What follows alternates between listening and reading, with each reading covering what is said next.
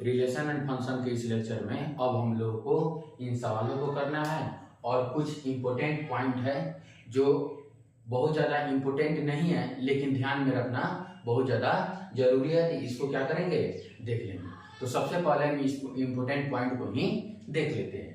तो क्या है, odd integer plus minus odd integer, यानी दो ऑड इंटीजर को आपस में जोड़े या घटाएं तो इवन इंटीजर आता है। जैसे ऑड इंटीजर 3 ले लिए और एक ऑड इंटीजर 1 ले लिए, तो घटाएंगे तो 2 आएगा, तो 2 एक इवन इंटीजर हो गया, और जोड़ेंगे तो 4 आएगा, 4 भी एक इवन इंटीजर हो गया।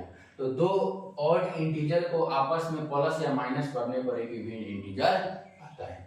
एक ऑड इंटीजर और एक इवन इंटीजर को प्लस या माइनस करने पर ऑलवेज एक ऑड इंटीजर आता है। जैसे 5 और -2 3, 5 और +2 7 ऑड इंटीजर हुआ।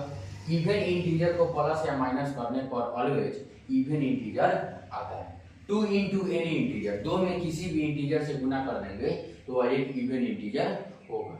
इवन इंटीजर कभी भी ऑड इंटीजर के बराबर नहीं हो सकता है। इवन इंटीजर कभी भी ऑड इंटीजर के बराबर नहीं हो सकता है।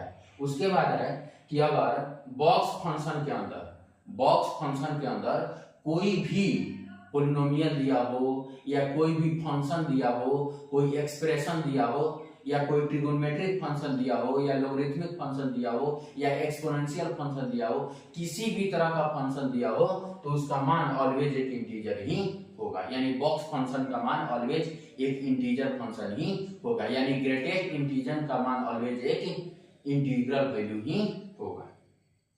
ठीक है। अब 0 इज एन इवन इंटीजर, और 0 जो होता है एक इवन इंटीजर होता है। अब क्या करना है, हम लोगों को इस सवाल को करना है। तो पहला सवाल है, find the x such that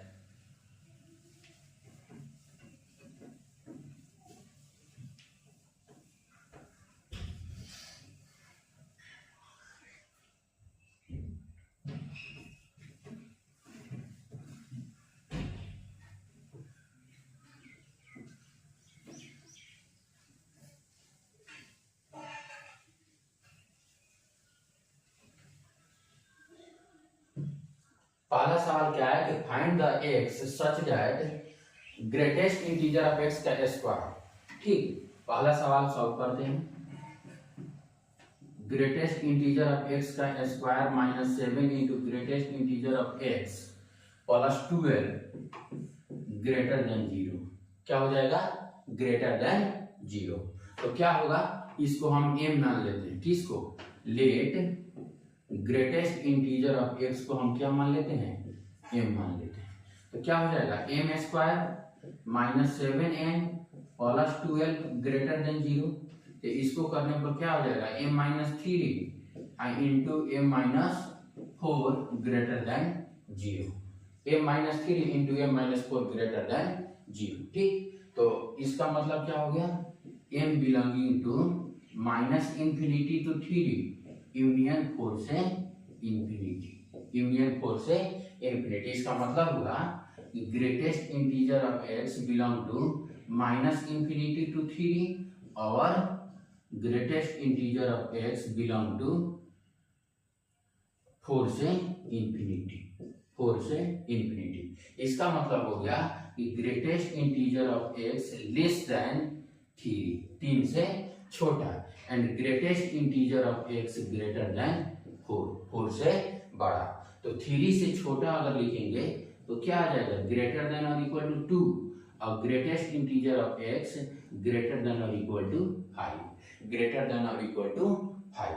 तो क्या हो जाएगा, एक्स बिलोंगिंग टू 5 से इंफिनिटी, एक्स बिलोंगिंग टू क्या हो जाएगा, 5 से infinity, and x belonging to क्या हो जाएगा, -∞ से 3 ओपन इंटरवल, -∞ से 3 ओपन इंटरवल।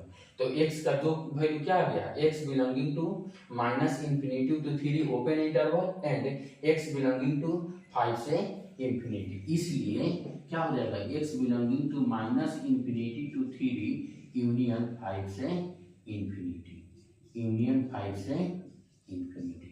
क्या हो गया, यूनियन 5 से इंफिनिटी। अब सवाल नंबर 2,